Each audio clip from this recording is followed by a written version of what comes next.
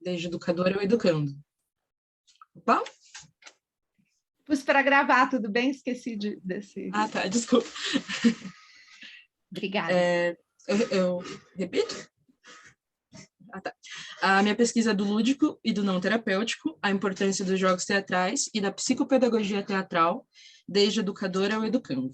Eu vou começar explicando por que do não terapêutico, porque a ideia é ir além da terapia, né?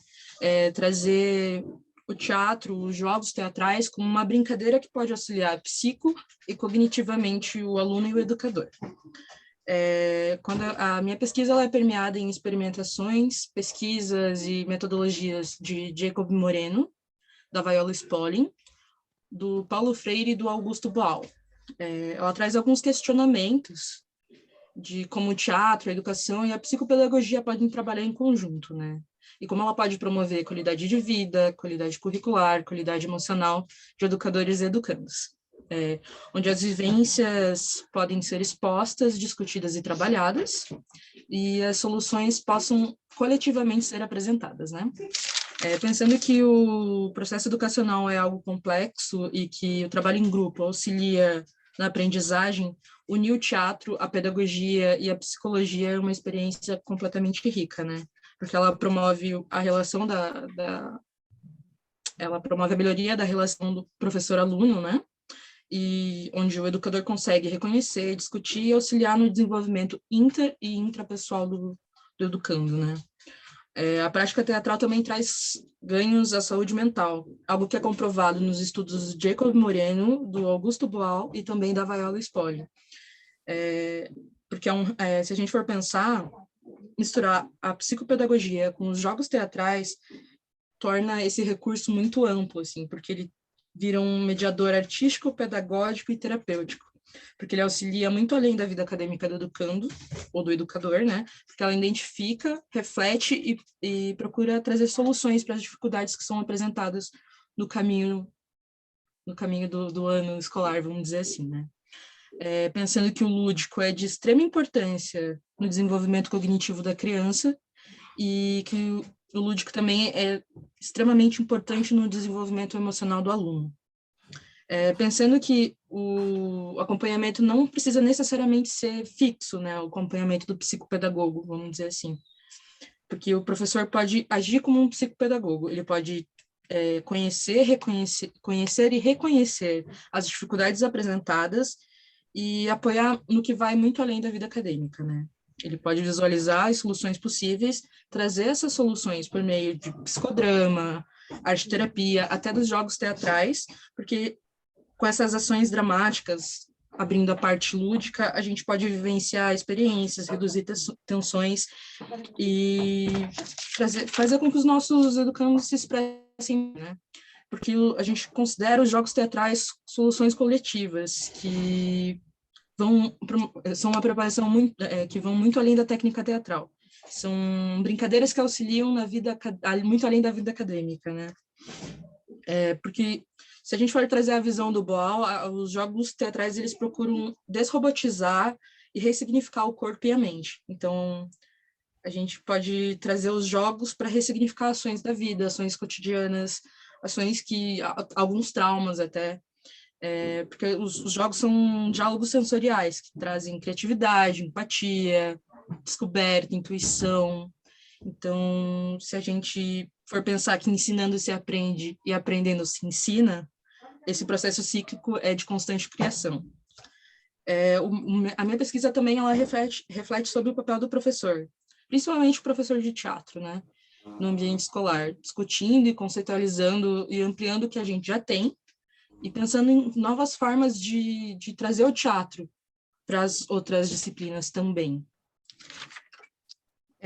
Permitindo que exista essa troca de experiência, troca de conhecimento, que podem marcar um indivíduo pelo resto da vida dele. Eu tenho professores que me marcaram até hoje e são extremamente importantes para mim.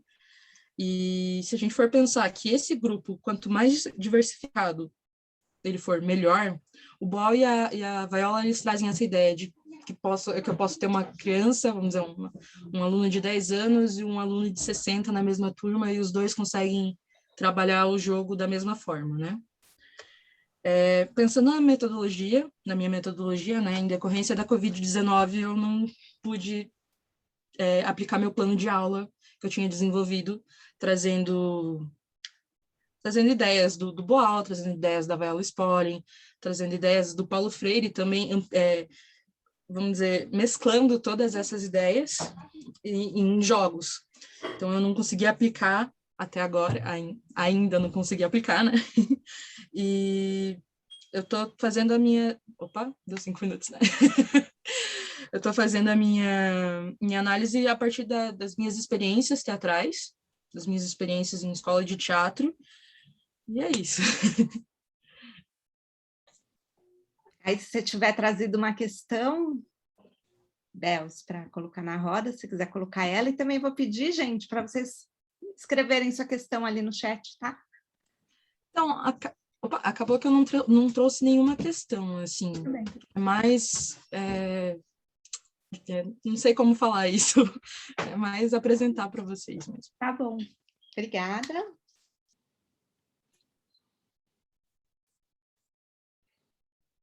Então, passo a palavra para o Laurete Júnior.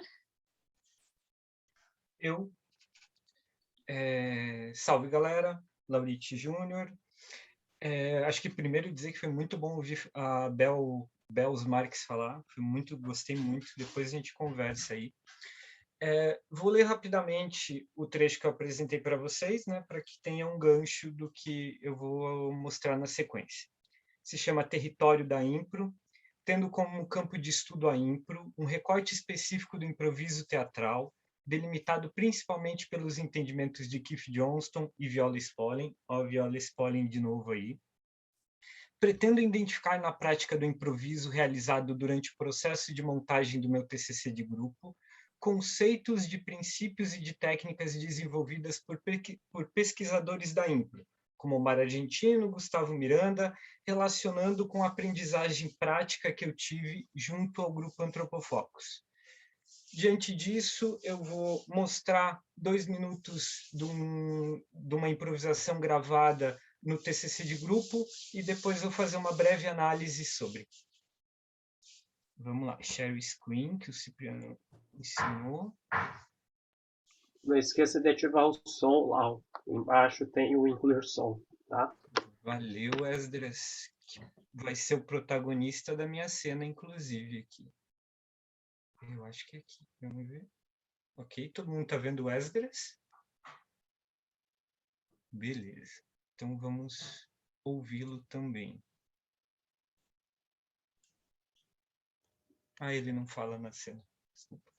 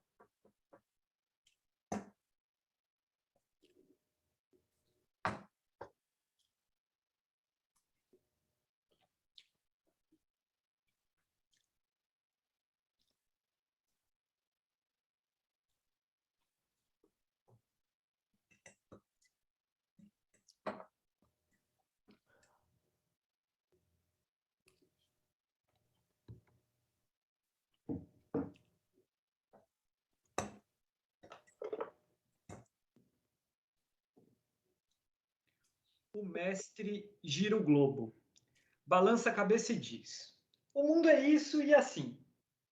Livros, alunos, aparelhos somem pelas janelas. Nuvem de pó e giz.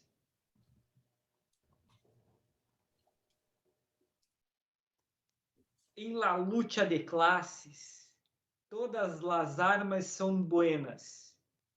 Piedras, noches, poemas.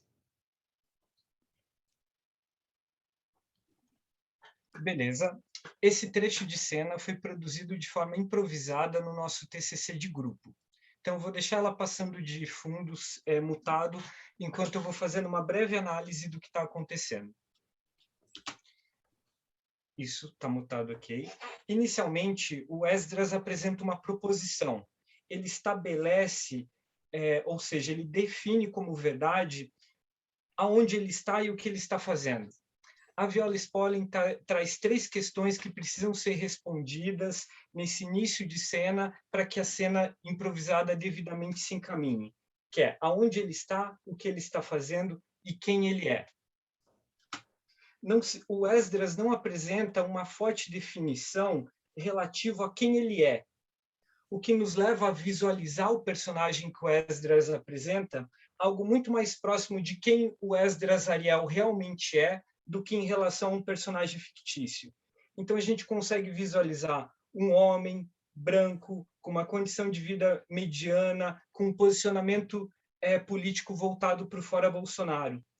Essas características que são inerentes a nós mesmos e volta e meia nós levamos para a cena, o Gustavo Miranda, um teórico da impro, vai determinar como sendo status antropológico. O mesmo acontece com a minha entrada em cena. Eu mostro o que eu estou fazendo e aonde eu estou, mas não me apresento tão bem definido. Eu escuto e aceito a proposta existente em cena. Aí vale ressaltar que o Omar Argentino, outro teórico da impro, traz como ABC da impro a escuta, aceitação e proposição. Mais para frente, eu vou chamar isso de princípios, a partir do Miguel Reale Júnior. A cena se desenvolve num lugar de escuta nessa relação, até que juntos, daqui a pouco, a gente vai realizar uma proposta que consiste na leitura do livro, na leitura de algo. Entretanto, nesse momento, se apresenta uma diferença entre esses 2 improvisadores. Show, estou finalizando. Uma diferença entre esses 2 improvisadores. Um opta por fazer a leitura com o microfone mutado e o outro opta por fazer com o microfone aberto.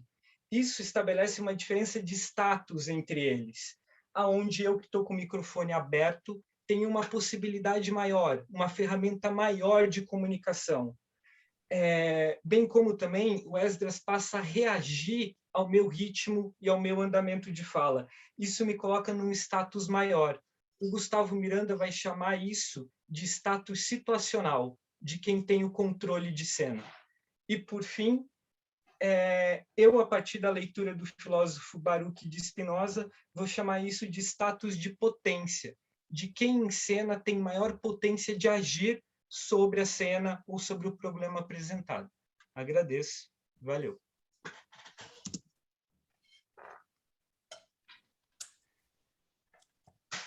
Obrigada, Lau. Não tem uma questão? A questão que eu trago, que pelo menos verdadeiramente me aflige, assim, é teatro online, né? A que ponto eu posso compreender a escuta, por exemplo, ela passando dependendo da qualidade da internet, dependendo de fatores que são tecnológicos e nos distanciam de uma relação humana. Não sei se isso é uma questão, mas fica aí. Obrigada. Se você puder deixar lá no chat para nós. E aí, lá em cima também, você consegue parar o compartilhamento? Aqui, achei. Parei? Aqui ainda está aparecendo, lá em cima. Ó. Deve ter uma barrinha verde ou vermelha. Aí. Obrigada. Valeu. Se puder deixar lá no chat depois essa questão. Então, obrigada. Passo a palavra, então, para o Esdras Ariel Pasque de Assis. Beleza. Oi, gente. Bem, eu sou Esdras Ariel, alguns me chamam de Esdras, outros me chamam de Ariel. Para quem não me conhece, pode me chamar como preferir, então.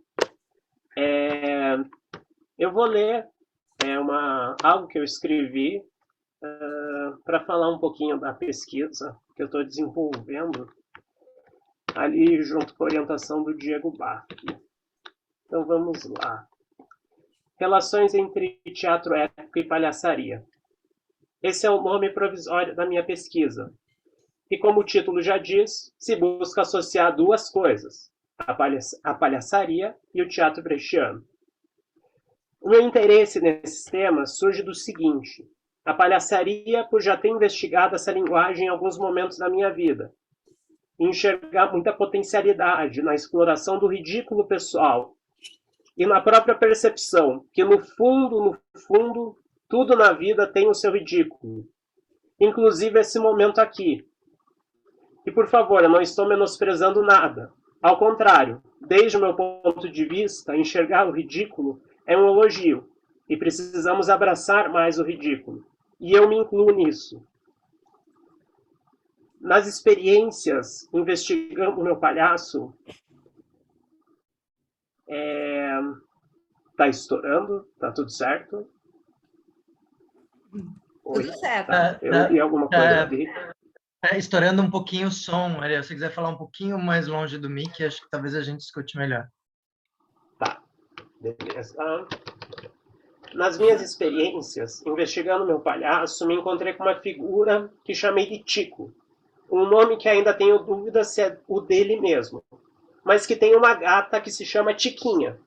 Algo deve ter aí. O segundo é Bertolt Brecht e o seu teatro épico. Dentre os clássicos do teatro, ou seja, aqueles em que obrigatoriamente quem faz artes cênicas precisa estudar, é ele quem mais me chamou a atenção por desenvolver um teatro que coloca as relações sociais da humanidade em discussão. Mas que ainda lembro da aula do segundo ano da Stella Fischer, dizendo que para Brecht o teatro não deveria ser chato, ele deve ser divertido e prazeroso. Instruir e deleitar precisam caminhar juntos. Já tendo esses dois lugares de interesse, em uma aula do Márcio Matana, ele comentou que onde ele mais identificava o teatro épico era em Bons Palhaços. E fiquei com isso na cabeça. E chego ao quarto ano querendo pesquisar e analisar esses dois lugares com orientação do palhaço, professor Diego Bach. O início da minha investigação começa comigo indo até Brecht, tentando entender as suas principais influências.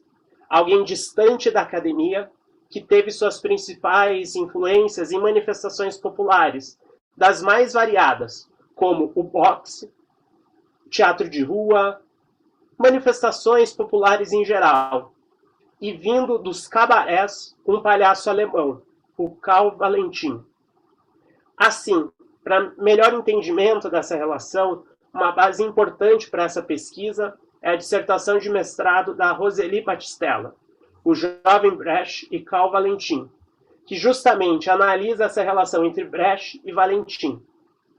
Além disso, estabeleço um diálogo com o livro Prazer e Crítica, o conceito de diversão no teatro de Bertolt Brecht, de Francismara Nogueira, como vocês podem ver ali na tela, o qual tenta entender essa relação de diversão em um teatro que deseja provocar a plateia à reflexão.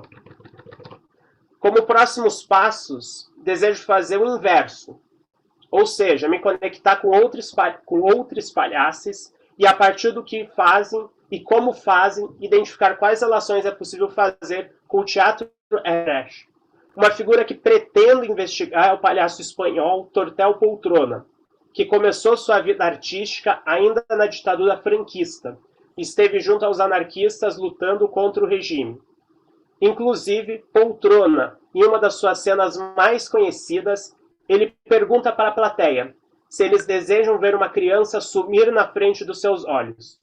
Em seguida, ele coloca uma bomba na mão da criança. Essa bomba não explode, e o que poderia ser medo se transforma em riso, mas que coloca o público em um lugar de reflexão.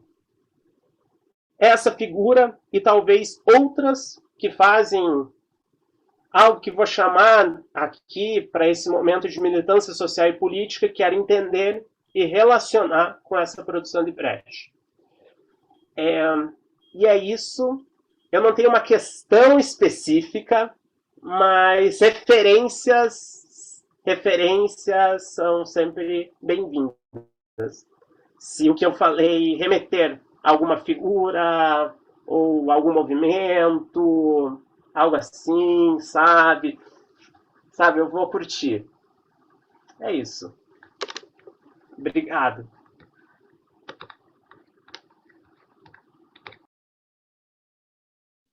Obrigada, Ariel. Passando a palavra, então, para Karine Scariot. Não sei se eu estou pronunciando certo, Karine. Tanto faz. Boa tarde, gente, tudo bem? Prazer em revê-los, muitos aí eu já conheço. Eu vou fazer, primeiramente, a leitura do meu trechinho, para ser mais objetiva. E daí depois eu não ia apresentar nada, mas sentia que a necessidade, porque é um tema um pouco diferente do que a gente está acostumado. Então, na minha pesquisa, a performance, ou a performance relacional criativa, é o motor de ação principal, que busca evidenciar quais micro-revoluções podem ser observadas a partir das nossas relações enquanto artistas para com os nossos cães, tendo o bem-estar animal como guia para as ações performativas. A ótica do trabalho é antiespecista, inclusive no que diz respeito à proposição da experimentação de programas performativos, que incluem programas ativistas. E também prevê uma abordagem do cotidiano, bem como das inter-relações através da perspectiva canina, né? Então, a proposta é encarar o mundo com outros olhos e focinhos. Então, eu vou apresentar aqui só para vocês terem uma ideia do que seria uma proposta... Pera, não preciso de áudio. Pronto. Estão vendo? Essa daqui é uma releitura de uma campanha da Sea Shepherd contra o consumo excessivo de plástico, né? Então, a campanha original é essa daqui, calma. Aqui. Então, diz ali que o plástico que você usa uma vez tortura o oceano para sempre, né? Vendo essa campanha, alguma coisa surgiu em mim e eu resolvi recriar ela com o meu cachorro. Então, a minha ideia ao fazer essa performance, essa foto performance, foi trazer um pouco para mais perto esse problema que está lá no oceano, que parece que não nos afeta, mas que nos afeta sim. E trazer isso para o animal doméstico, né? A gente está redirecionando o olhar que a gente já está acostumado a ter para com os animais, né? De como que a gente tem, né? Não digo que todo mundo, né? Não vou generalizar, mas a maioria das pessoas tem esse olhar de que os animais são inferiores, né? Então, a proposta da pesquisa, né, é justamente a gente trazer um outro olhar para os animais e vê-los como protagonistas de performances e performances.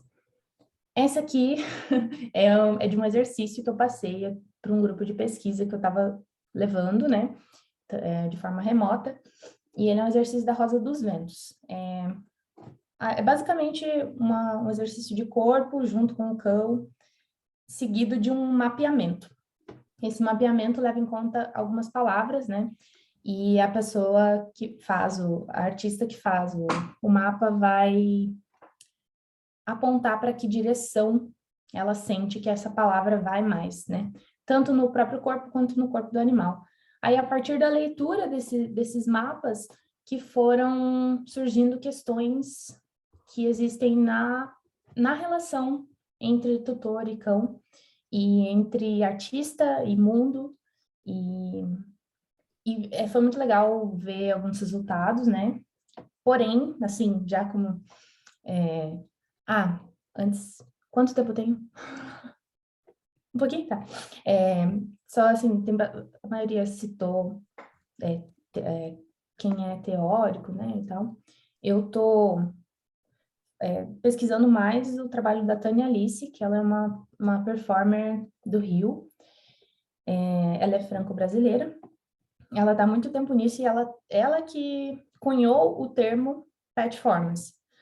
Então, me apeguei nela bastante e também num filósofo canadense chamado Brian Massumi, 2 livros dele especificamente, que é A Política dos Afetos e O que os Animais nos Ensinam sobre Política. Então, a pesquisa ela é bem voltada para esse cunho mais político, mais revolucionário, micro-revolucionário. E, por fim, né, a questão que eu trago é que eu estou tendo muita dificuldade em continuar o grupo de pesquisa. E o que eu queria trazer é que, tipo, tá todo mundo aqui, né, no online, fazendo coisa online, né?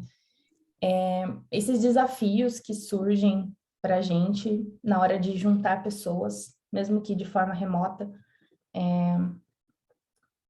eu acho que é isso, assim, como superar essas dificuldades, ideias para tornar mais fácil, não sei. O desespero tá batendo. Preciso retomar. É isso, obrigada, gente.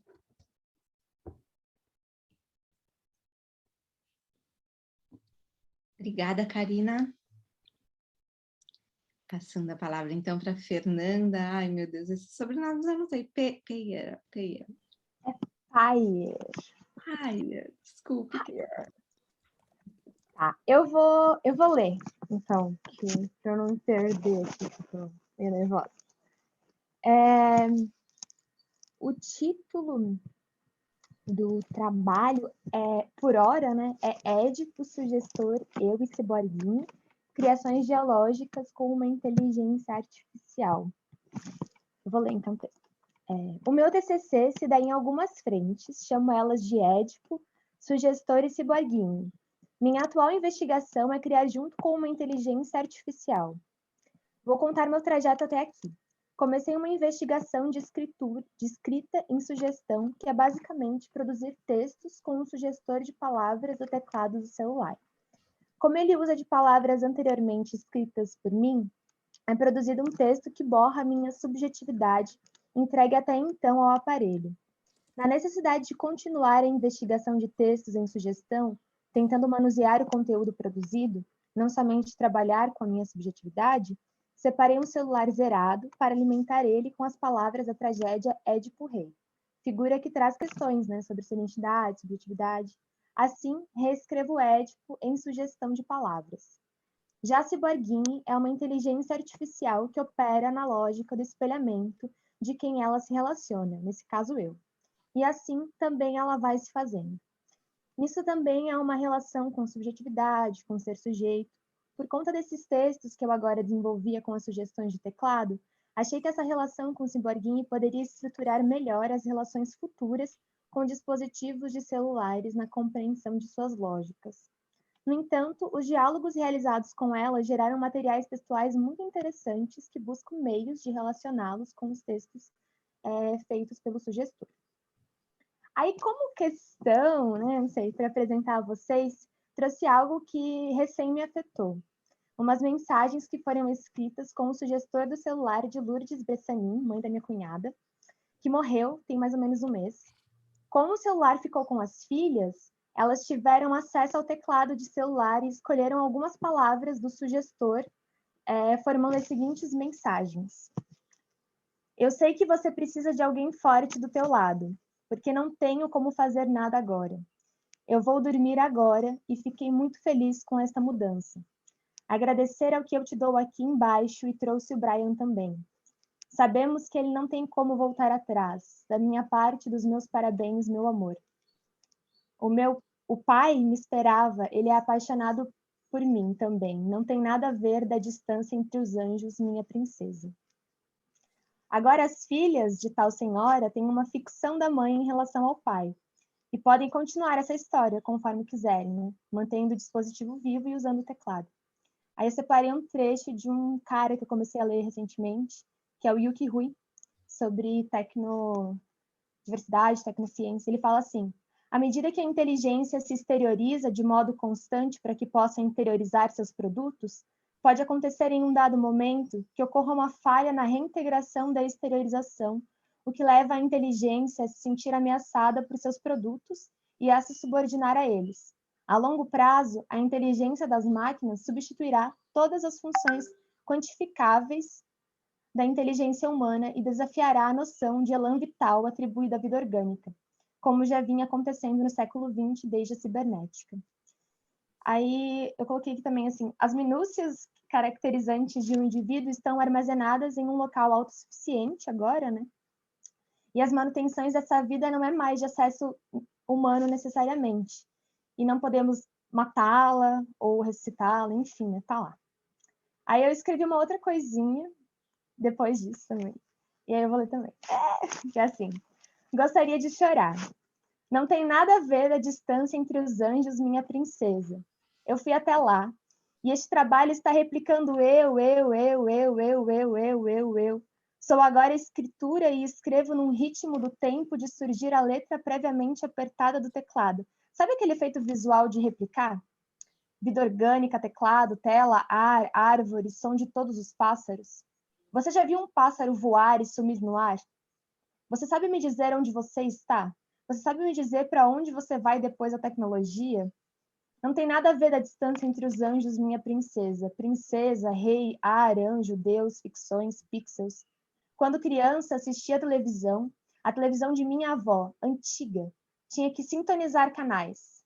Frequentava as aulas de geografia e fazia maquetes onde o planeta Terra, Júpiter e o Sol eram feitos pela minha mão.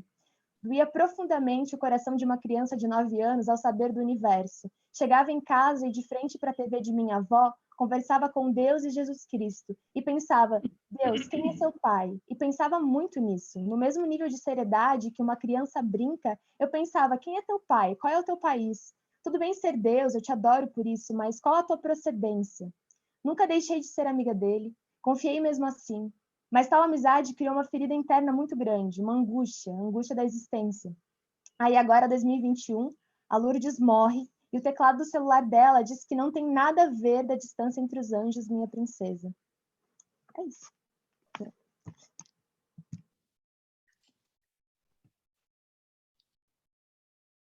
Obrigada, Fê. A Isa Bongiorno não vai poder vir hoje. Então, passamos a palavra para Ângela Stadler.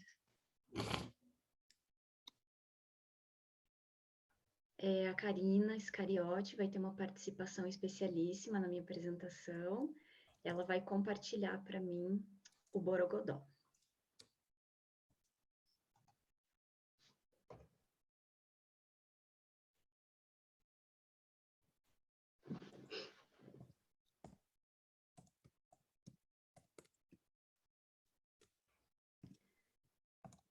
Pode começar? Quando quiser. 7 e 8.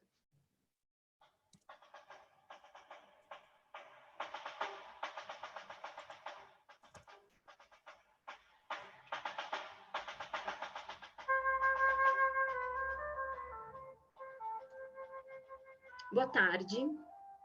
Meu nome é Stadler. Eu sou orientada pelo professor Cipriano. Próximo slide, por gentileza. O meu TCC consiste em experiências sobre o tempo na prática teatral online. Timing, ritmo, duração, fluxo, pulso, pulsação, instante, cronotopia, dilatação. Eu parto de estudos teóricos. Pode voltar no anterior, por gentileza. Eu parto de estudos teóricos e depois levo a prática da sala de ensaio. E eu estou tateando uma maneira de transpor uma teoria que não vem diretamente de fontes teatrais. E assim, como uma pesquisadora do teatro do absurdo, eu devo alertar que o absurdo é o meu modus operandi. Nesse trabalho, o tempo é rei, a pedagogia da experiência é rainha, o jogo é no BBB, a prática é o reinado e eu sou a boba da corte. Essa apresentação tem o tempo de 4 minutos e 38 segundos e esse prólogo teve o tempo de 1 minuto e 7 segundos. Essa é uma pesquisa em andamento, então essa apresentação se caracteriza como uma amostra de processo. Pode voltar o slide, por gentileza? Eu parto do Eu parto do princípio que o conhecimento prático, apoiado em alguns parâmetros, constrói o conhecimento teórico. Então, aqui nesse caso, os parâmetros envolvem um estudo de teorias sobre o tempo que são levadas à sala de ensaio e testadas. Aí eu registro o processo num diário de bordo e o que eu prevejo para continuar a pesquisa é uma observação do próprio processo em relação às teorias. E aí eu proponho uma escrita performática como forma final de apresentação desse TCC. Então, eu estou trabalhando nessa prática online com um elenco de 2 atrizes, a Janaína Fukushima e a Guilherme Mendes Muniz, que são 2 egressas do Bacharelado em Artes Cênicas da FAP. Próximo slide. Então, até então, eu trabalhei com ideias do BBB, Bachelard, Bergson e Bakhtin. O Gaston Bachelard e o Henri Bergson são da área da filosofia, e o Mikhail Bakhtin é da área de letras. E aí, do Bachelard, eu recortei o termo instante, do Bergson eu recortei o termo duração, e do Bakhtin eu recortei cronotopia. Próximo slide. Então, assim, só para dar uma contextualizada rapidamente, o instante do Bachelard significa que toda vida, todo universo só existe no instante presente. E ele considera o passado e o futuro 2 nadas. Então, o tempo é um constante renascer e morrer. E aí, do Bergson, a duração. Então, é a partir da visão de que o passado é a única dimensão real do tempo. E ele se prolonga no presente e abre as portas do futuro. Ou seja, o tempo que existe é só o passado. E ele continua, ele dura. E do Bakhtin, a cronotopia seria um tempo e um espaço que são indissolúveis. Ou então, o tempo seria visto como uma 4ª dimensão do espaço. E aí, no próximo slide, a gente vai ver que eu estou tratando da pedagogia da experiência. Que é o quê? A ideia é que quando você experiencia o teatro, ou eu experiencio o teatro, e daí eu e as atrizes com quem eu estou trabalhando, a gente passa pelos sentidos da fruição estética, de uma fruição criativa. E aí, a partir disso, um conhecimento é produzido. E é no próprio processo do teatro que essas atuantes, inclusive eu, construímos um repertório estético e poético, e que ao longo desse tempo e dessa prática, elas acabam se tornando bases dos nossos percursos artísticos, né? Então, eu reconheço que a sala de ensaio se torna um espaço de estudo, pesquisa e elaboração de acontecimentos que geram reflexões. E, eventualmente, elaborações a respeito de si, das artes, do teatro e da relação com o mundo. E aí, segura um pouquinho, cá, não passa ainda para o próximo. Assim, eu não costumo exibir muito a minha vida pessoal, eu nem tenho redes sociais, por exemplo. Mas, para essa apresentação, eu abri uma pequena exceção e eu trouxe aqui uma fotografia do meu álbum pessoal, que mostra um pouco a minha relação com algumas dessas pessoas envolvidas na pesquisa. Cá, por favor, pode passar. Então, nós temos aqui o Gaston, o Mikhail e o Henri. E eu estou ali no meio. E aí, esses outros 2 são o Eugênio e o Samuel, que são meus amigos, né, de todo momento. Então, pessoal, para finalizar, eu só queria dizer que as normas da BNT existem para não ter gente botando estrelinha, coraçãozinho e word art nos trabalhos. E nós devemos obedecer às normas. Muito obrigada.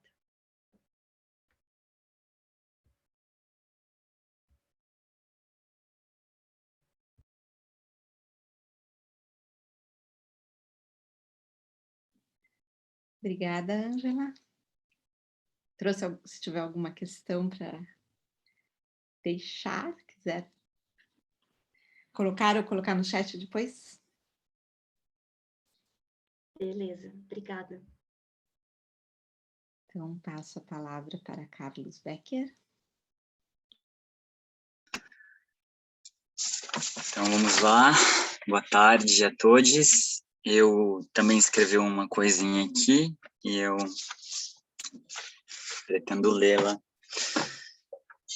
Eu vou começar abrindo... Primeiramente, queria parabenizar a Ângela, muito legal a apresentação dela. Gostei bastante. E agora eu vou voltar aqui para a minha.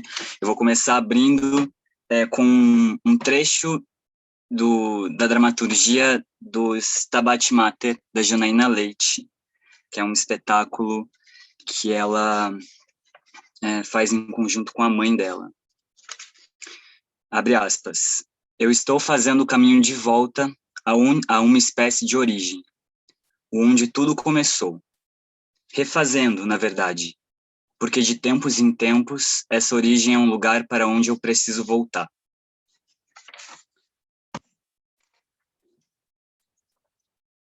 Antes de tudo, gostaria de agradecer à professora Luciana Baroni, ou para os íntimos Lu, ou para os íntimos Lu Baroni ou Baroni, pela orientação impecável. Eu sei que a gente não precisa agradecer agora, mas eu gosto muito de ser grato. E a todos os professores do GP pelo evento. Estou em processo de criação para o meu espetáculo solo, O Solo que Me Nutre, e junto dele, praticamente colado, estou desenvolvendo o meu memorial.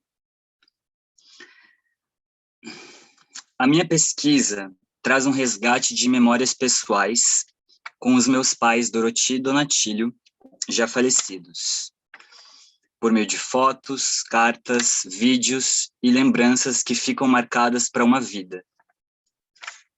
O meu projeto relaciona o solo teatro com o solo terra. Eu entrelaço os dois e faço que virem uma coisa só, criando relações com a terra e a minha pesquisa. Falo do solo, das raízes, da matéria orgânica, da topografia e, por fim, da árvore, que é o resultado final disso tudo. As memórias percorrem esse caminho, fazendo a grande costura deste material como se fosse um percurso, no qual as memórias passam, ativando sensações que trazem estados afetivos para o corpo e para a cena. Estados afetivos como amor, coragem, surpresa, riso, paz, são todos os estados afetivos vindos do Rasa Boxes, um jogo de tabuleiro indiano. Para mapear esses estados, uso o Rasa Boxes para explorar esta caminhada, que é o jogo do tabuleiro com 9 estados, e que por meio da respiração e de palavras-chave a gente ativa esses estados. E junto com ele eu vou trabalhar as minhas memórias. Para fomentar a minha pesquisa com a memória, após muita procura, estou lendo o livro Matéria e Memória de Bergson. Uma leitura bem difícil mesmo, porém que me ajuda a entender o mecanismo corporal da percepção. Além dele, Janaína Leite, com o livro Autoescrituras Performativas, que me ajuda a explorar a autobiografia, que é a principal pesquisa dela, e que é por onde eu começo tudo isso, explorando a minha vida. E também a Cia Yato, que apesar de não ser mais o foco principal da minha pesquisa, é uma grande referência para a autoficção, no qual eu gosto muito e tenho muita admiração. Para finalizar, o que me mobiliza, que era uma das perguntas e que eu juntei no texto também. Eu acho que tudo me mobiliza desse projeto, porque é uma coisa que parte muito de um centro interno meu e que ativa muitas sensações e muitas memórias. Mas eu acho que o que mais me pega, assim, de pesquisa mesmo, estou tentando ler o que eu escrevi aqui.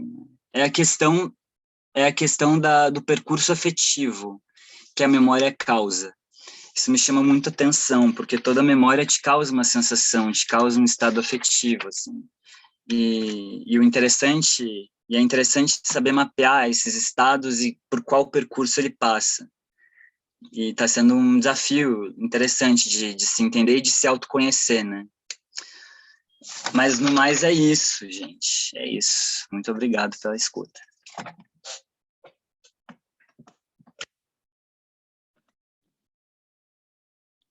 Obrigada, Carlos.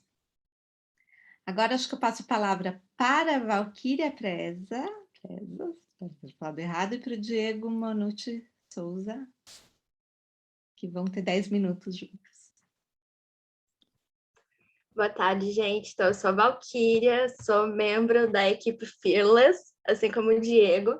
Eu vou ler aqui um resuminho que a gente escreveu juntos e vai servir para nós dois, de contextualização do espetáculo. Então, Fearless, a experiência, é um projeto de montagem que tem modelo de construção colaborativo. O enredo do espetáculo gira em torno da Fearless, uma empresa charlatã que vende o alcance da plenitude e a capacidade de chegar lá. O espetáculo é construído de forma irônica, cômica e busca revelar as falhas desse sistema. A experiência vendida acontece em um avião, onde público, técnica e personagens dividem o mesmo espaço, todos esses imersos na experiência Fearless. Então, a minha pesquisa dentro da Fearless, né, eu nomeei temporariamente como dramaturgia imersiva, possibilidades de relação com o público. A minha orientadora é a Lu Baroni, que está aqui, e essa pesquisa sobre imersão começou na iniciação científica com o Cristóvão, que está aqui também, falando do núcleo de intermitência. Eu comecei a pesquisar essa questão de relação com o público. Então, as leituras que eu fiz até agora foram do Bourriot, Estética Relacional, a experiência, sobre a experiência que o John Dewey traz, Flávia das Grandes também falando sobre o público, e agora eu tô lendo com a Lu A Partilha do Sensível, do Rancière também, para pensar essas questões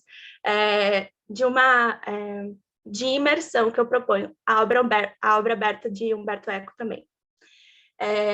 Então, eu tenho pensado na dramaturgia imersiva, relacionando todas essas leituras, enfim, como uma dramaturgia que faz esse movimento mesmo, que puxa o público para dentro, que engole esse público para dentro de uma narrativa. A gente tem ali uma narrativa com personagens típicos, bem fechadinha e etc., mas, ao mesmo tempo, a gente quer trazer o público para dentro. Então, essa tem sido a minha pesquisa. Eu faço dramaturgia em conjunto com mais 2 meninas do grupo, a gente tem uma equipe específica para dramaturgia, também sou atriz e assistente de direção. Então, a minha maior questão tem sido pensar essas dimensões políticas, né, de uma obra imersiva e pensar nessa tensão que a gente provoca nessa construção da Fearless, em específico, nessa tensão que a gente provoca entre ter uma narrativa, ter personagens tipos ali, bem específicos, saber onde a gente quer chegar, e uma obra aberta, que cria espaço para que o público seja imerso nela. Eu estava lendo um texto também que a Lu me passou, do Leonardo Moreira, que trazia um conceito de imersão, e ele dava um exemplo de um jogo de videogame, que Carlos já leu também, de um jogo de videogame, que quando o jogo é pausado, o personagem do jogo, em vez da tela pausar, parar, enfim, né, ou ficar preta, o personagem do jogo ele fica como batendo na tela, batendo o pezinho e chamando, assim, tipo, ó, tô aqui, tô te esperando para voltar, e etc. Então, esse conceito, eu tenho como exemplo bastante, a Fearless, ela foi concebida para ser um espetáculo presencial, para acontecer depois do TCC, porém, na nossa banca de montagem, a gente, como tinha que fazer a apresentação aqui pelo Zoom, a gente não queria abrir mão dessa ideia de imersão, então a gente criou ali dispositivos, a gente criou, então, a simulação de voo Fearless, que estava dentro do contexto da Fearless, mas que era uma outra coisa que não ignorava o fato de estarmos todos na tela do computador, né, para poder lidar, porque eu acredito que essa imersão tem muito a ver com lidar com a realidade, né, lidar com o presente, com o público que se apresenta ali, com tudo que acontece no momento. Então, a gente tentou não ignorar esse espaço, a gente assumiu que estava ali, a gente brincou com os planos de fundo, pediu para todos colocarem o plano de fundo do avião, etc., brincou com a questão dos professores ali presentes, que eram os ultrameritórios, porque na Fearless também tem essa questão de passageiros meritórios de primeira classe, passageiros credores de segunda classe, então a gente tentou reformular. Então eu tenho pensado sobre essa maleabilidade da dramaturgia para poder lidar com os elementos e principalmente com o público ali presente. O que mais? Já está dando tempo? Acabou o tempo? Ok. Acho que eu vou ver se eu vou compartilhar aqui rapidinho, só para vocês verem mesmo uma parte da nossa dramaturgia, que está... Tem que dar tempo para o Diego, Valquíria. Oi? Tem que dar um tempo para o Diego. É 1 minuto de 5, ainda tem um de 5. Ainda tem um de 5. Então, isso aqui, só para vocês verem como a gente tem tentado conceber algumas cenas dessa dramaturgia. Então, esse aqui é o personagem infiltrado, que vai fazer algumas perguntas diretas para o público, você é de onde, etc. E aqui a gente tem uma rubrica, que é: o objetivo do ator é encontrar dados para usar na sua própria apresentação posteriormente. Isso não é planejado pelo personagem infiltrado, apenas pelo ator. As falas com o público são sempre sugestões, aqui há muito espaço para improviso. Então, e aí de pergunta rapidão que eu trouxe, que eu acho que é a pergunta mais honesta que eu queria trazer no momento, é possível ser realmente convidativo e proporcionar a imersão do público, né, a imersão com todo esse aspecto político que ela tem, com uma dramaturgia irônica e personagens arrogantes e ácidos? Eu queria saber como que isso, se isso é possível, se é uma questão, se existe tensão nisso, entre essas personalidades desses personagens irônicos e ácidos e a imersão do público dentro da obra. Obrigada. Vai, Diego! Então, vou dando continuidade aqui, eu também faço parte da equipe Fearless, né? Só que, no caso, eu faço pesquisa na parte da luz. O nome da minha pesquisa atualmente, por enquanto, está em Luz em Processo, Iluminação Cênica articulada ao processo criativo, virtual e presencial. O meu orientador é a professora Nádia, e o foco principal da minha pesquisa, ele se dá justamente nesse processo de criação da luz. Muito menos do que no resultado final, que obviamente importa nisso, mas sim como construir essa luz, articulando ela com todo o processo de montagem. Então, desde o momento em que a dramaturgia começou a ser escrita, que eu comecei a ter contato com a dramaturgia, como eu já comecei a ser afetado por isso na minha percepção da criação da luz, e como que a experimentação dessa luz ao longo dos ensaios, ao longo desse processo de montagem, vai influenciar na dramaturgia, vai influenciar na criação dos personagens, vai influenciar na criação da atmosfera, que é esse ambiente dentro do avião da Fearless. Então, para isso, dentro da montagem, eu estou tentando desenvolver algumas práticas possíveis dentro do ambiente virtual, usando a luz, e também estou fazendo uma leitura teórica para ter também conhecimento sobre os processos de criação da luz no presencial, em todos os ambientes. Para isso, como teoria de referência, eu trago o doutorado da professora Nádia, que é a performatividade da luz, como ela entre cena e o espectador. Trago também o doutorado do Roberto Abdenur Camargo. Um minuto, gente, desculpa.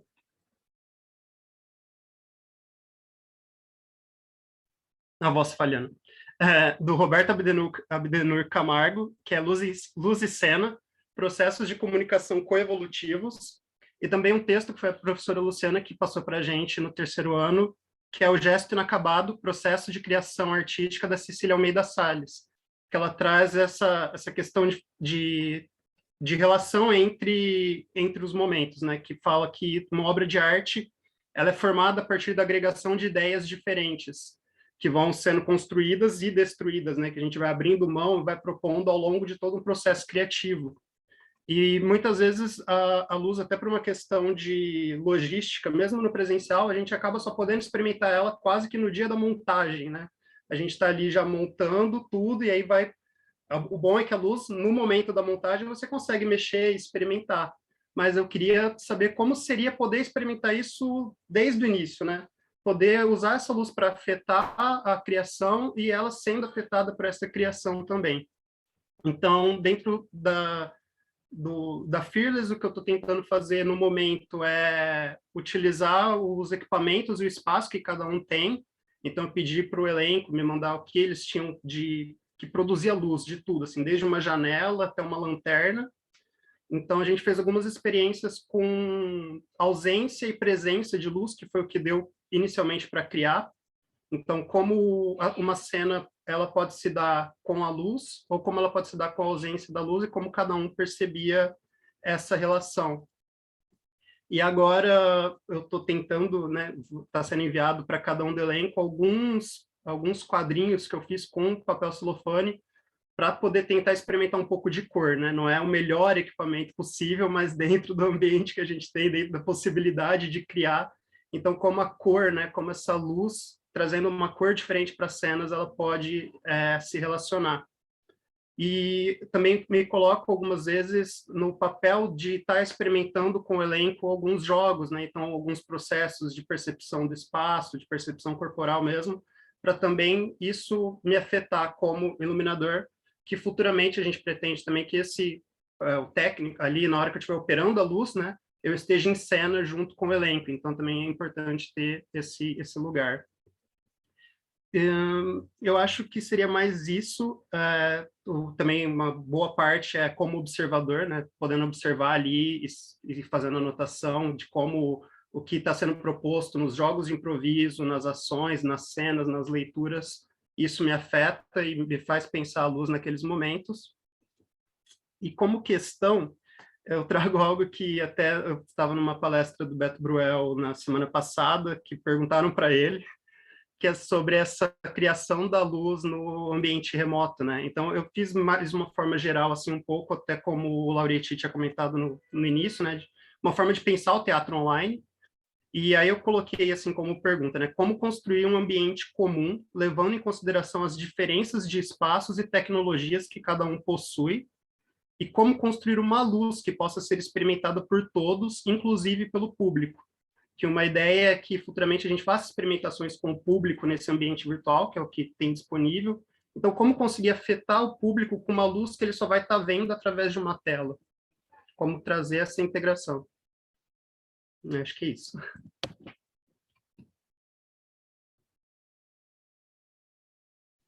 Obrigada, Diego. Obrigada, Valquíria. E então, passamos a palavra para a Isadora Figueiredo. Hello, hello.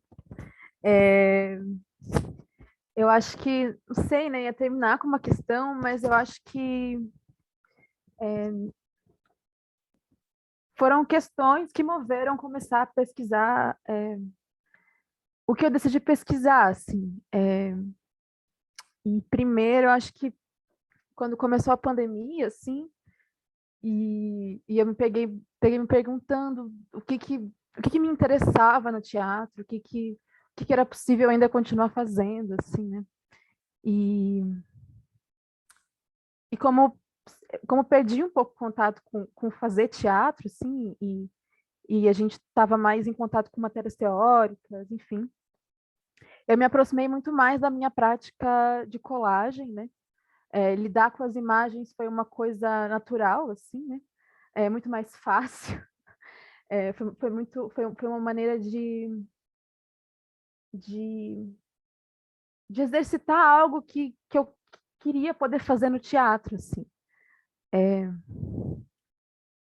E uma questão foi o que continha, né, nesse ato de fazer a colagem que me movia teatralmente, não sei se eu posso chamar assim, de teatralmente, mas fiquei com vontade de tentar encontrar mesmo quais eram os pontos de ligação, assim, entre essas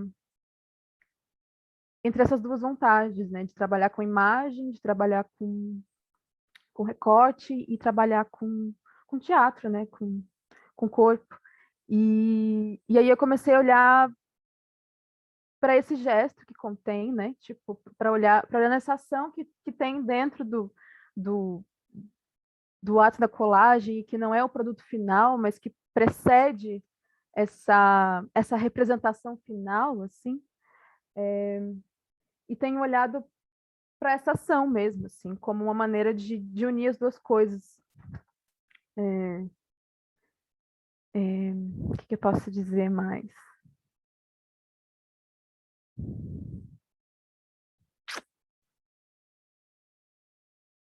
Uma referência para mim é um arquiteto que trabalha com colagem, um gaúcho que escreve sobre a perspectiva arquitetônica da colagem, e aí então vê a colagem como uma construção do espaço, né? E assim eu poder cruzar corpo e imagem, assim, sabe? De entender, construir a colagem como a construção de um espaço, assim. E o que move agir sobre a representação, né? Sobre essas imagens, assim, que nos atravessam o tempo inteiro, assim, na internet, nas revistas, na propaganda, o tempo inteiro essas imagens agem sobre mim, assim, e como que eu posso também agir sobre essas imagens, como que eu posso violar essas imagens, violar esses códigos e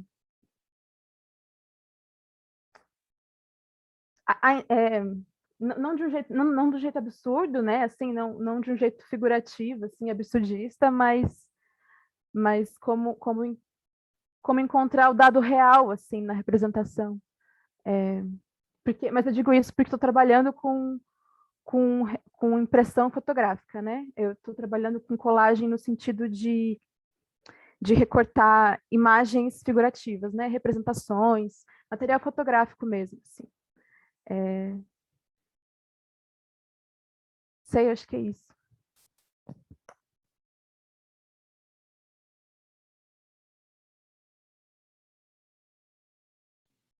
Obrigada, Isa. Obrigada a todos.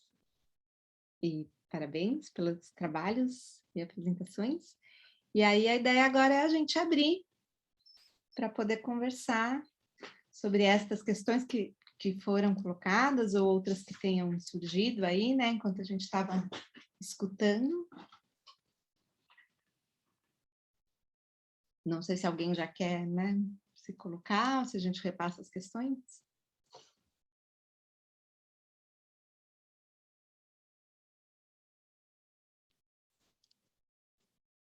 Acho que uma bem recorrente foi essa questão, né, em mais de uma pesquisa sobre estarmos distantes, teatro online, a questão que o Diego traz sobre o efeito da luz também, né, nessas circunstâncias.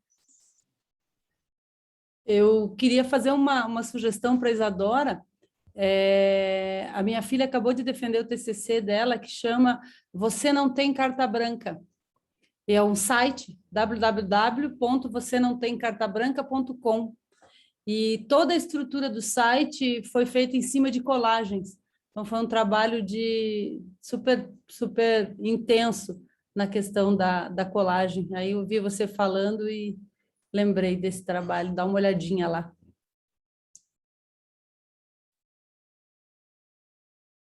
Eu acho que a discussão principal mesmo, que como a Lu estava dizendo, né, que acho que permeia muitos dos trabalhos, e não podia ser diferente, é o que a gente está vivendo hoje, né, nesse ambiente virtual, nessa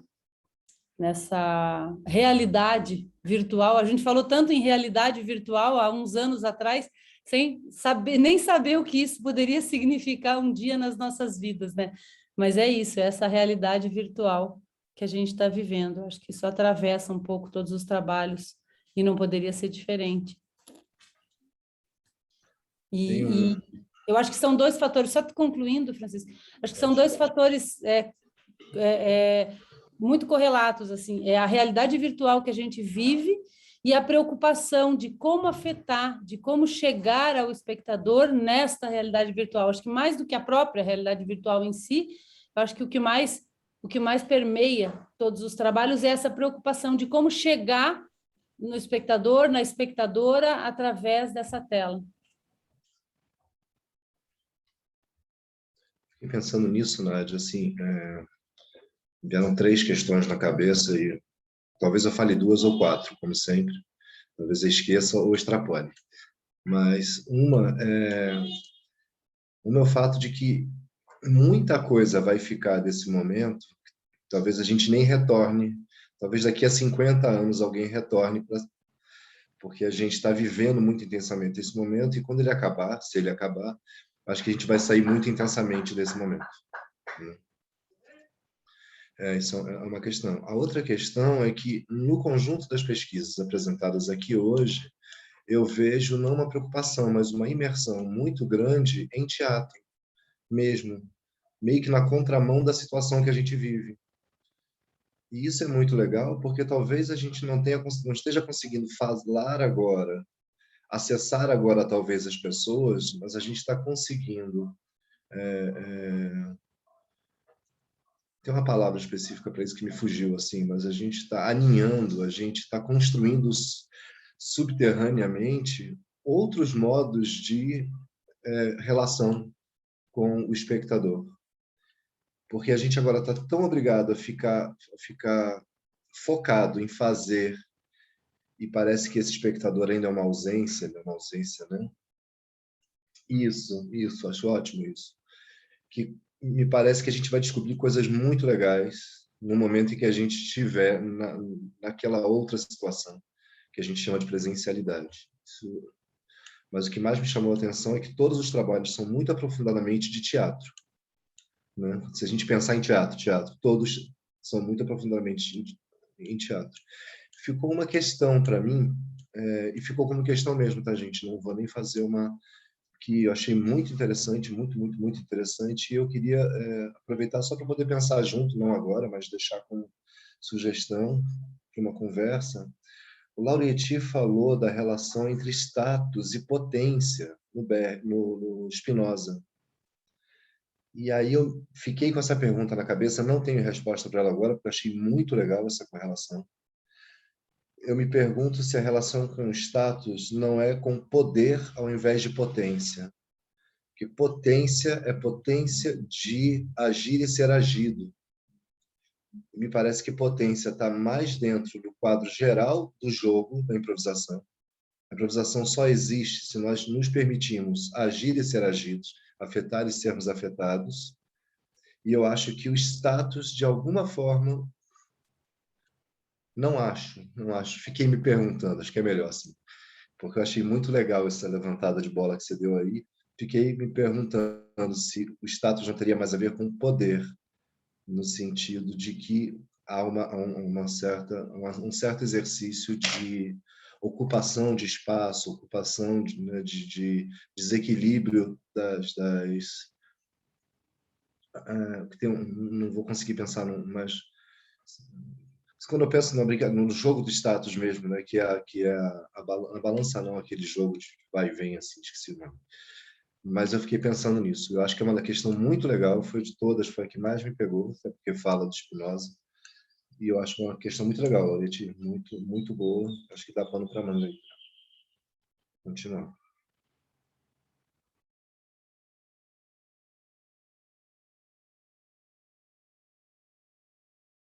Só pegando o gancho disso que você trouxe, né, Chico, que é legal de ver como a relação com o outro, né, com o espectador, ela não dá para não pensar, né, nos projetos, assim, não dá. E lembro que isso às vezes não era tão unânime assim, como, né, mesmo sempre tendo sido importante, mas eu acho que os projetos que estão sendo desenvolvidos, né, nesses 2 anos, essa questão ela sobe, né, para esse primeiro plano, e talvez isso nos faça repensar, né, as relações, assim. É uma coisa interessante. Não só com o espectador, mas as relações que envolvem a ética da produção teatral, as relações intersubjetivas.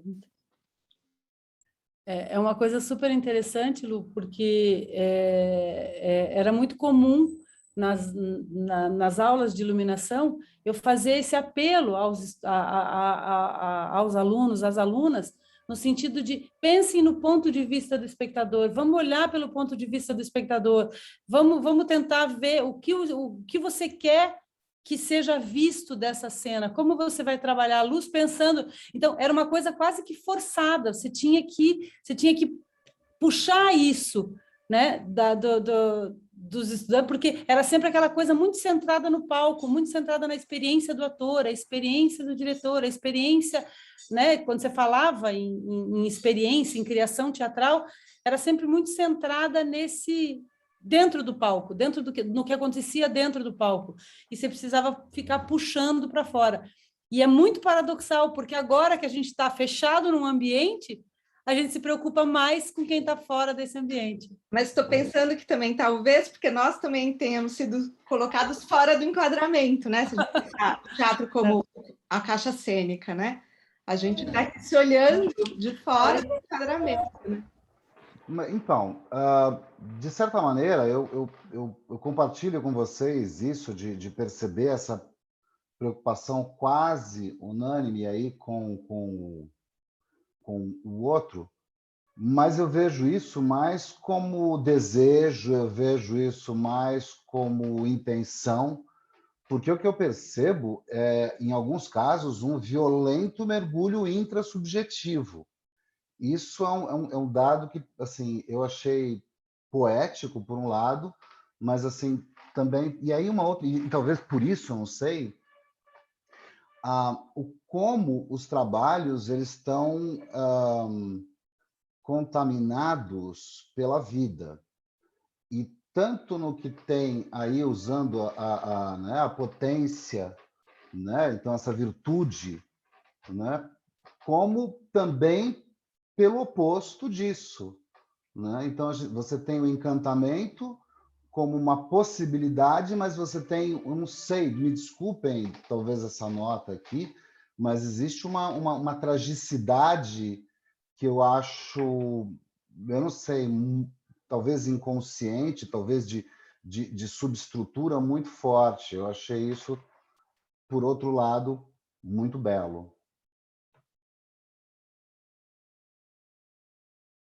Pegando o gancho do encantamento, né? Esse é um dos termos que a Tânia utiliza, que vem de outros pesquisadores, mas na minha pesquisa, que é de performance, né? Borrar a linha entre o que é vida e o que é performance, que é justamente para onde eu quero levar, assim, porque na nossa vida, né? Quem tem cachorro, quem tem gato, quem tem animal, sabe que é o tempo todo, é na vida, tá ali, tá em casa, tá na rua. Então, né, pegando esse gancho do Adriano, essas linhas que a gente tá borrando mais agora, eu acho que estão, sim, sendo possibilitadas pelo distanciamento social. Inclusive, a pesquisa que a Tânia conduz também em Performance, ela só é possível no modo remoto. Porque não teria como juntar 3 galinhas, 5 cachorros, gato, passarinho, jabuti, tudo numa mesma sala e fazer uma aula, né? Aí agora, cada um na sua casa ali, trocando, rola super e surgem coisas incríveis. Mas eu acho que era isso que eu ia falar, talvez eu tenha esquecido de alguma coisa. Só fiquei pensando também, vamos ver se agita alguém aí a falar mais também. Não sei se é bobagem minha, assim, existe a teoria da recepção, a gente sempre se preocupou teoricamente com a recepção, acho que isso é claro, né? Estou pensando nisso que o Adriano falou, assim, mas de certa forma também, de termos didáticos, parece que a gente sempre naturalizou essa relação. Acho que a Nádia dá um exemplo muito legal. A gente sempre naturalizou essa relação. Olha, você tem que fazer para alguém, né? A essência da coisa são 2 pessoas agindo e outra assistindo, né? Uma pessoa agindo e outra assistindo, né? Pensando no Grotowski. O que eu estou pensando mais agora, focalmente, é o fato de que o distanciamento desnaturalizou e obriga a gente a pensar numa coisa que a gente naturalizava e agora não está mais aqui, não é mais natural, e agora a gente tem que dar conta disso que não é mais natural. Que haja, não há. Que não há mesmo. Mas existem algumas tonalidades da relação com o espectador que aparecem aqui que lançam luzes sobre relações que a gente não percebia antes. Eu acho que essa é uma coisa... Tem que se prestar atenção nisso. E possibilidades, né? Porque também estava, quando eu coloquei, estava me referindo ao tempo que eu dava aula de direção e quando o TCC era uma disciplina também, que às vezes os projetos naturalizavam nesse sentido de que não se fazia um exercício de pensar que a cena não é só endógena, né? Que a cena ela implica essa tríade, né? Ou essa dupla.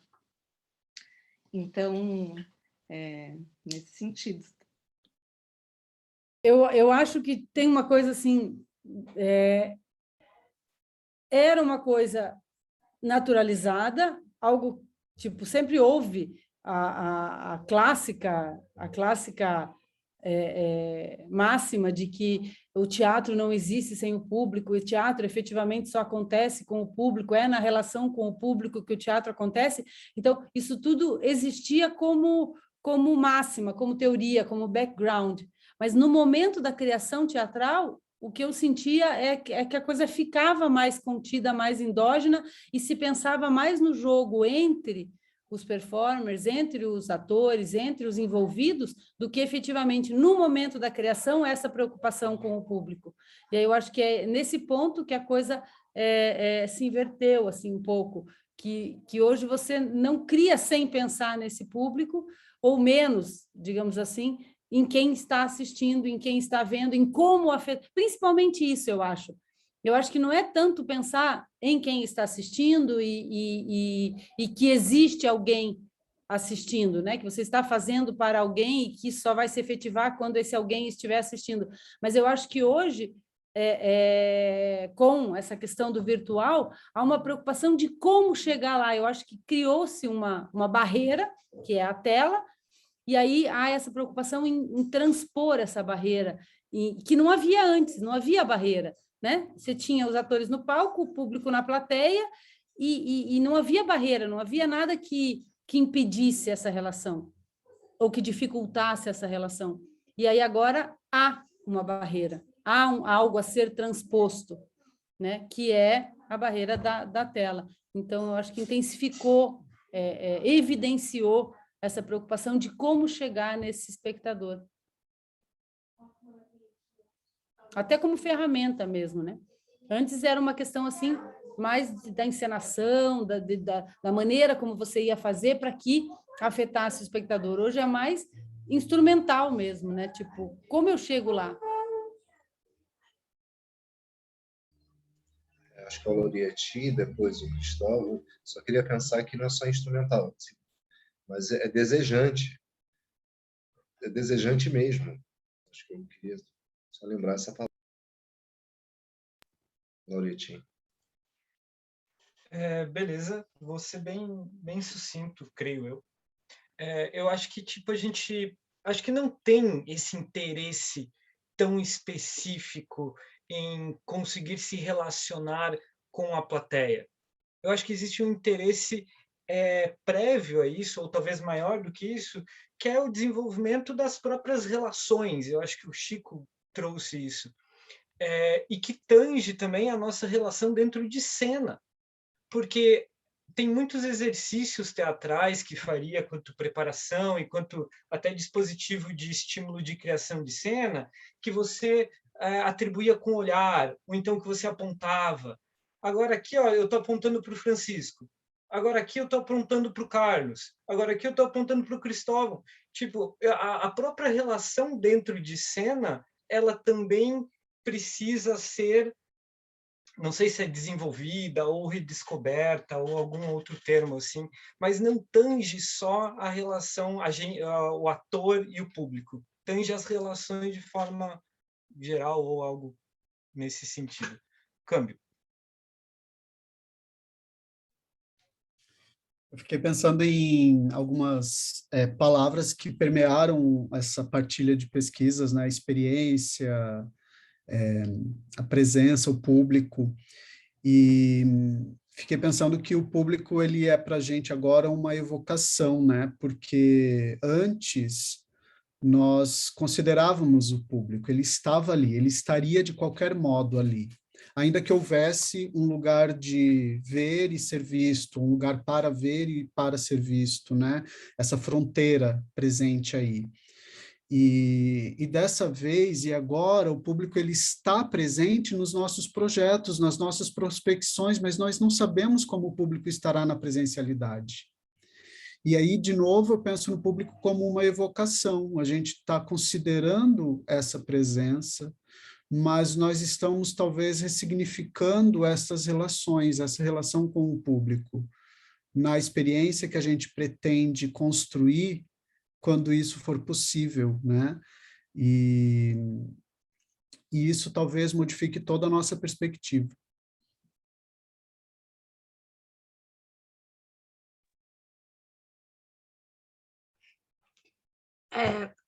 Eu ia comentar só porque, enfim, né, tô pensando nessa relação com o público. Pessoas disseram, e eu acho que também vai muito, a gente está permeado, né? Alguém falou, perdão, me desculpe, não lembro quem, mas a gente está permeado por instrumentos, assim, agora, né? Eu acho que, nesse momento, a relação com o público se pauta mais nisso, não que ela não seja, claro que é uma relação diferente, mas, ao mesmo tempo, aqui, enquanto a gente está na reunião, no chat tinha ali, parabéns, Val e Diego, que eu nem imagino quem que é, né? Mandando coisas, né? Que talvez também numa reunião dessa presencial, essa pessoa não diria essas coisas, né? E aqui ela tem o espaço para dizer.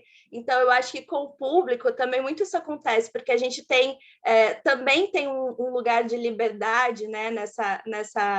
É um outro lugar de liberdade, né? Nessa barreira virtual aqui que a gente tem das telas, que é, se eu estou no Instagram, se eu estou numa live, as pessoas mandam carinha, mandam coraçãozinho, mandam não sei o que lá, enquanto a live está acontecendo, assim, né? Com os chats. Então, isso também vai muito de como a gente vê essas formas de relação, assim, né? Eu fico pensando nisso, de reconhecer a plataforma que a gente está usando, né?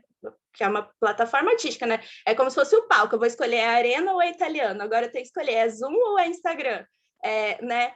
Então, reconhecer a plataforma e reconhecer as possibilidades de reação e de relação dentro dessa plataforma, assim, que eu acho que é bem possível também. É outra forma de relação, com certeza, mas acho que ela existe, assim. Essa foi uma das coisas que a gente tenta trabalhar na nossa banca, assim, né? Que é de... nem sempre é possível, porque também depende da poética que a gente escolhe, né? Mas, assim, deixar todo mundo, né? Não fechar câmeras, né? Quem tiver disponível, deixa a câmera aberta, porque a gente está juntos o máximo possível aqui nessa experiência, né? Isso foi uma escolha nossa, mas tem esses outros, né? Assim, brincar com o chat, né? Essas coisas das reações, enfim, depende de que lugar você está usando, né?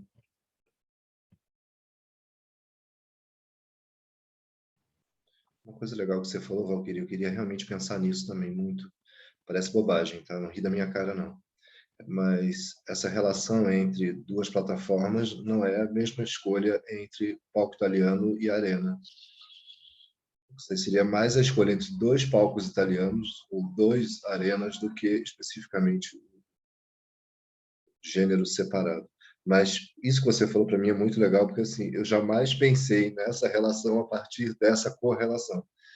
E é muito legal poder pensar nisso. Não consigo explicar de forma melhor, mas fiquei muito feliz assim de parar. É isso, está levando a pensar. Está levando a pensar mesmo. As discussões estão levando a pensar.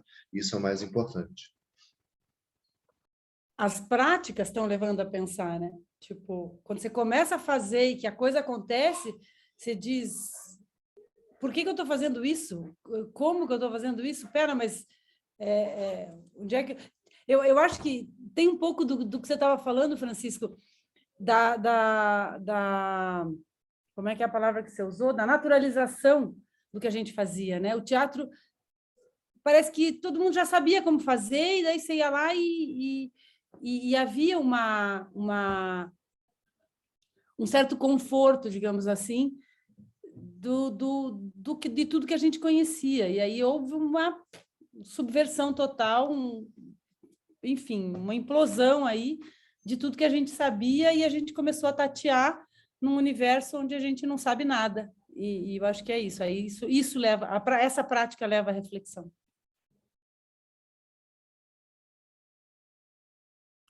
Eu fiquei pensando nessas projeções, sabe, em prédios simultâneas, pensando no Arena, né? Que não necessariamente, né, a gente precisa estar nessa relação, né? Aqui, que a gente está agora, né? Bidimensional.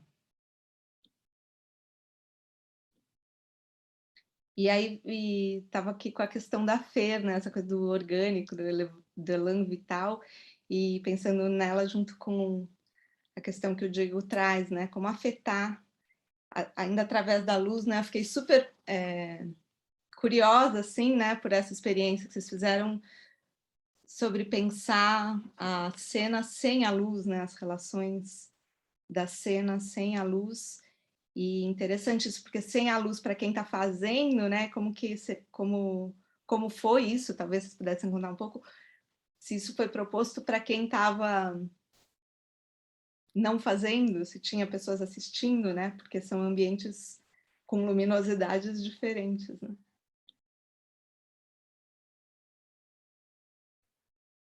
Então, no momento que a gente fez essa experimentação, todo mundo estava em cena, né? Só eu não estava e a Rafa, que dirige, né? Então, também não estava em cena, mas o elenco todo estava. Mas eles comentaram um pouco sobre essa relação de não se ver até a Sara, que é uma convidada do elenco, quando ela se aproximava da tela do computador dela para ver os outros, o rosto dela era iluminado pela luz da tela. Então, ela até brincou um pouco com isso, de sair de cena, né, ir para esse lugar escuro e voltar para frente da câmera, onde a luz iluminava um pouco mais o rosto dela.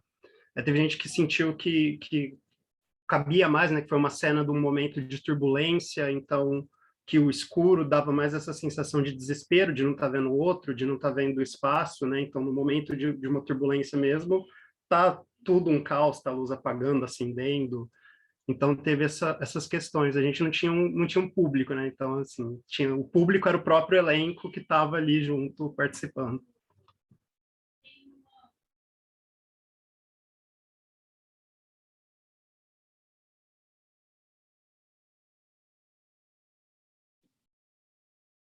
É uma questão de ordem, temos 3 minutinhos, gente. Então, quem quiser se manifestar, aproveite. Eu tinha uma referência mais ou menos antiga aqui, não sei se chegaram a falar nas apresentações, que é o Hamlet no holodeck. É uma referência mais ou menos antiga, mas eu acho que traz umas discussões interessantes sobre o teatro nesse espaço, nesse cyberespaço aqui, nesse espaço virtual. Podia ter passado para a Fernanda antes, né, Fernanda? Péssimo orientador. Eu não consegui muito bem fechar aqui um pensamento. Eu geralmente demoro um pouquinho mais, mas como a gente está fechando o nosso dia, eu vou colocar algumas coisas que me saltaram, assim, como questões comuns dos trabalhos, assim, me chamou a atenção um pouco como diante dessa crise, se é que a gente pode chamar assim, olhando só para a questão da maneira de fazer e de pensar o teatro como sendo algo particular, mas sei lá, diante dessa crise do fazer teatro nesse momento, as pesquisas que foram apresentadas, parece que elas começam a migrar um pouco entre diferentes possibilidades de entendimento do que seriam os dispositivos, as plataformas, os modos, os contratos de relação. E elas vão manusear essa possibilidade de estar aqui agora e a possibilidade quase de uma relação consigo, né? Quase como se a gente desse um passo e começasse a pensar em como eu trabalho, como eu lido com o meu animal de estimação, como eu lido com os objetos que estão ao meu entorno, como eu lido com as materialidades, e como eu vou refundando nisso um novo lugar de uma pesquisa que possa encontrar um nível de espetacularidade depois, assim, talvez até como pensar um teatro que não é antropocêntrico, não sei se essa é a melhor palavra, mas que não tenha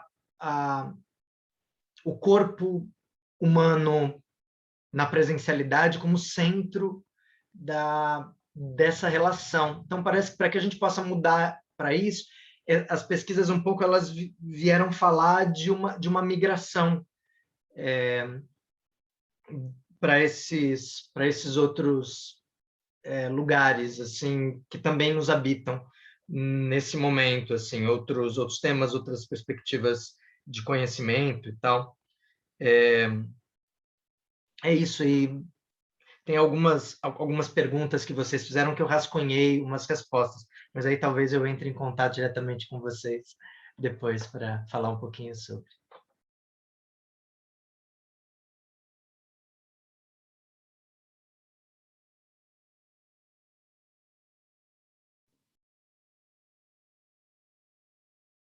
Mais alguém?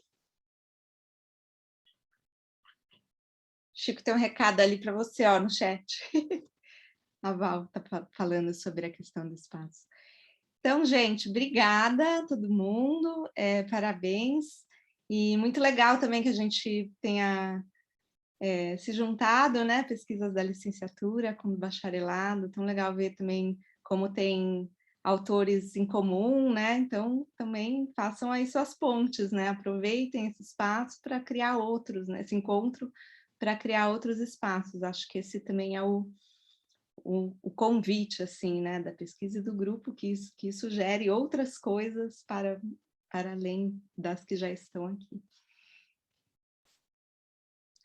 E só para dizer também que na quinta-feira, dia 30 de setembro, esse encontro vai enfocar as pesquisas que estão sendo desenvolvidas de mestrado, orientadas pelo Chico.